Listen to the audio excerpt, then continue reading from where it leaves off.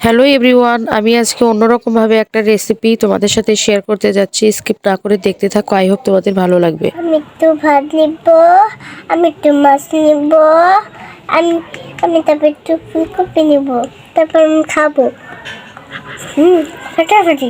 তাই নাকি?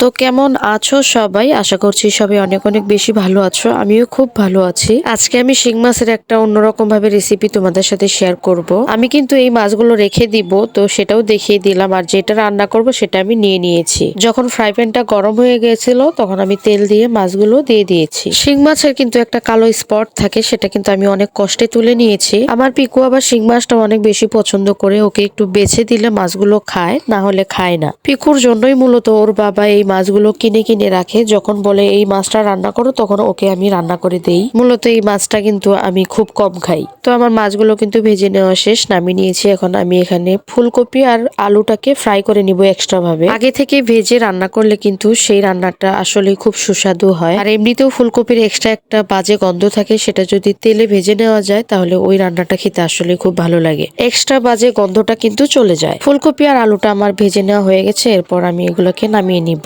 এখন সোমবারে দিয়ে দিব গরম মশলা। তেলটা যখন গরম হয়ে যাবে তখন আমি গরম মশলাটা কিন্তু দিয়ে দিয়েছি। এখন কিছুটা পেঁয়াজ কুচিও দিয়ে দিব। পেঁয়াজটা যখন ভাজা হয়ে যাবে তখন কিন্তু আমি মশলাটা দিয়ে দিব। এখানে ছিল জিরা বাটা, আদা বাটা, স্বাদ অনুযায়ী লবণ, হলুদ গুঁড়া, মরিচ গুঁড়া। এখন আমি সবগুলো মশলাকে কষিয়ে নিব। তারপর কিন্তু এখানে আমি টমেটো দিয়ে দিব। ভালোভাবে আমি টমেটোটাকে কিন্তু এই মশলার সাথে কষিয়ে নিব। অনেকেই আবার এই রান্নাটাই কিন্তু মটরশুঁটিও দিতে পারো। এরপর ভেজে রাখা ফুলকপি আর আলুটাও কিন্তু দিয়ে দিলাম। এখন আমি টমেটোর সাথে ভালোভাবে সবগুলো মশলা কিন্তু কষিয়ে নিব। কষিয়ে নেওয়া হয়ে গেলে পরিমাণ মতো আমি জলটাও দিয়ে দিব। এখন আমি একটা ঢাকনা দিয়ে ঢেকে দিব যাতে সবজিগুলো আর একটু ভালোভাবে সেদ্ধ হয়ে যায়। জলটা যখন একটু শুকিয়ে আসবে সেই পর্যায়ে আমি কিন্তু মাছটা দিয়ে দিব। এটা কিন্তু শিং মাছ।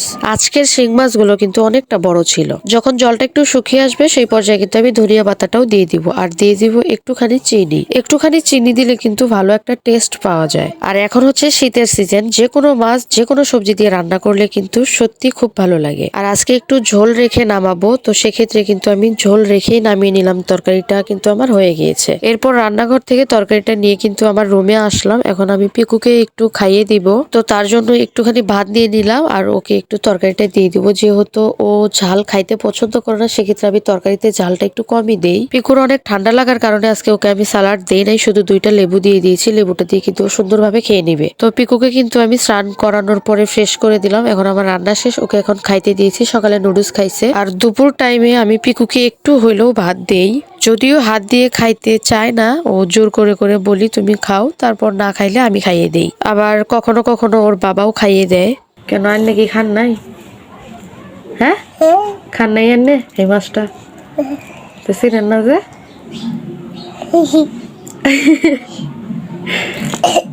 নেন, শুরু করেন। আমি একটু ভাত নিব, আমি একটু মাছ নিব, আমি আমি তারপর একটু ফুলকপি নিব, তারপর আমি খাবো। ফাটাফাটি। তাই নাকি? সবাইকে টাটা দেবো এখন। Tata, bye bye, see you. তো আমার আজকের রেসিপিটি তোমাদের কাছে কেমন লাগলো কমেন্টে জানিয়ে দিও। আর এমন ভালো ভালো রেসিপির আপডেট পেতে আমার পেজটিকে ফলো করে রাখো। আজকের মতো এখানেই বিদায় নিচ্ছি। সবাই ভালো থাকুন, সুস্থ থাকুন। দেখা হবে নেক্সট পরবর্তী কোনো ভিডিওতে। Thanks for watching and take care. Bye by.